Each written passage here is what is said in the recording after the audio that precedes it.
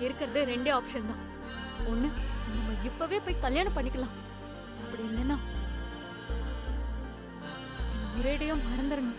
பிரியா, நீ என்ன பேசுன்னு தெரிஞ்சுதான் பேசிட்டு இருக்கியா? நான் யோசிக்கிறது எனக்காக இல்லை, உனக்காக.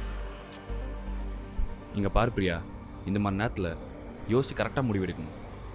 நம்ம மட்டும் தப்பான முடிவு எடுத்துட்டோம், அதனால நீயும் நானும் நம்ம பெற்றவங்களை இழக்கிற நிலமை கூட வந்துடும்டி. எனக்கு எதை பத்தியும் யாரை பத்தியும் கவலை இல்லை. எனக்கு உன்னை கல்யாணம் பண்ணிக்கணும், அவ்வளவுதான். திரும்ப திரும்ப சொல்லிட்டே இருக்கேன், இவ்வளோ செல்ஃபிஷாக பேசுகிற. என்ன காதல் கண்ணை மறைக்குதா? என்ன எத்தனை நாள் அடி தெரியும்? எந்த நம்பிக்கையில் எல்லாரையும் விட்டு ஏன் கூட வரேன்ற? சரிடி, இப்போ உன்னை கூப்பிட்டு போய் கல்யாணம் பண்ணிக்கிறேன். ஒரு நாள் உன்னை ஏமாத்திட்டு நடு ரோடில் நிற்க வச்சுட்டு போகிறேன். நடி பண்ணுவ? இதோ பார் பிரியா, அந்த நேரத்தில் உனக்கு யாரும் வரமாட்டாங்க.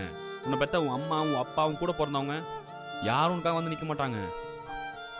யாரும் இல்லாத அனாதையா நடு ரோடில் நிற்ப பிரியா.